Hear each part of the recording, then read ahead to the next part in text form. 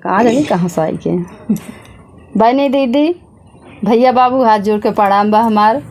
हम लइके आ है बहुत ही मस्त का बहुत बढ़िया शोर का उठान गीत चुटकुला गीत बा।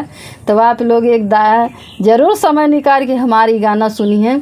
बहुत ही आनंद आई है गाना में और अच्छा लगी तो चैनल का लाइक शेयर सब्सक्राइब करी है। कमेंट में बताई है गीत कैसन बा। तो लाइक शेयर सब्सक्राइब करे के बहनी भैया एकदम सस्ता में होता है फ्री होता पैसा ना लागे तो कोनो तो तंचो कसर ना करी है हमरे गाना में।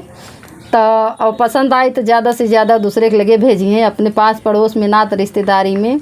और थोड़ा समय निकली है काहे हमो समय ना रहा लेकिन तोहरे सबके खातिर मनोरंजन ताई हमो वीडियो बनाई थे थोड़ा हाली हाली काम सपरा समय लेके। तो इसे बहनी हमारो वीडियो देखे ताई तोहरे लोग समय निकालिया और वीडियो ज़रूर देखा। हाथ जोड़ के दीदी बहनी चाची माई सबका हमार प्रणाम बा। हमरे चैनल के नाम नीलम लोकगीत 123 बा। तो तंची टाइम हमारा चैनल बताई निकाल ली हैं ज़रूर से। और गाना बहुत अच्छा गाना बा और गाना अच्छा लगी तो हमारे चैनलों को लाइक सब्सक्राइब जरूर कर दी हैं दीदी लोग।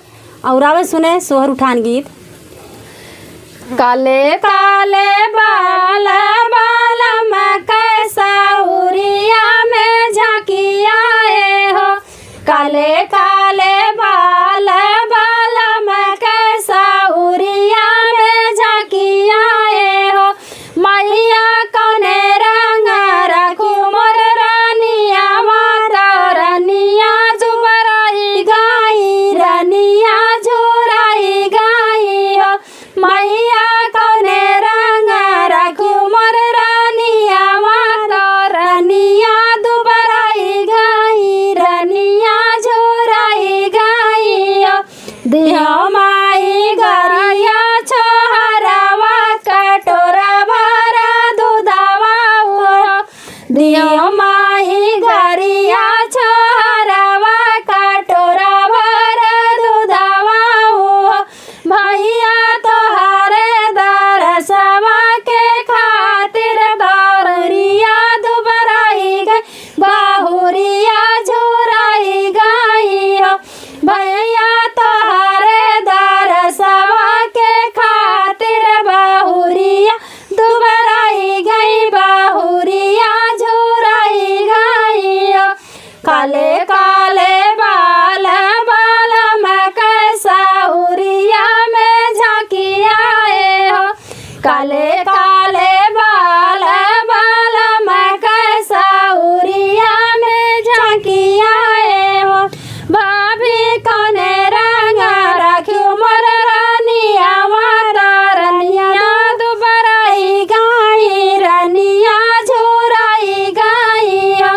भाभी कौने रंग रखू मोर रानिया माता रानिया दुबराई गाई रानिया झुराई गाई हो।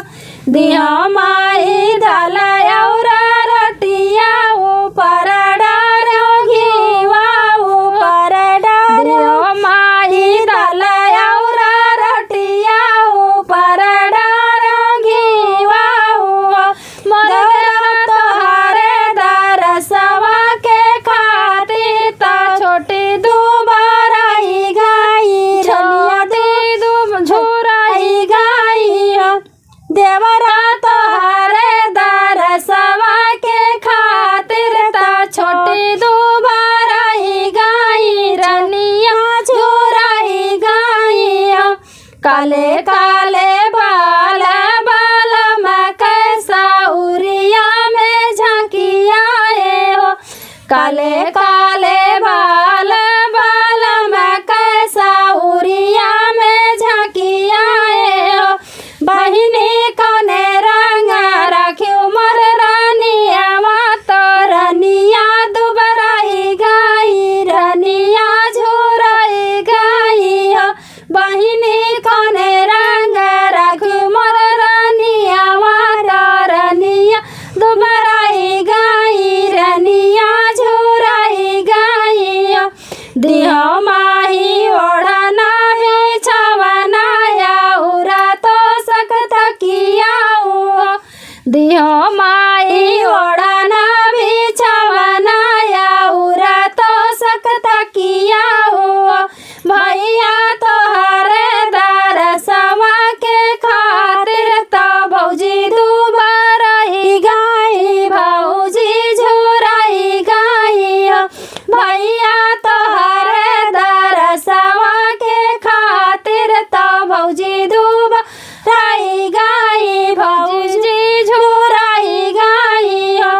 काले काले बाल बाल मकसौरिया में झांकिया हो काले काले बाल बाल मकसौरिया में झांकिया हो मैया कौने रंग रखियो मर रानिया तो रनिया दुबराई गाई रनिया झुराई गाई हो मैया कौने रंग रखियो मर रानिया तो रनिया दुबराई गाई रनिया झुराई गाई हो।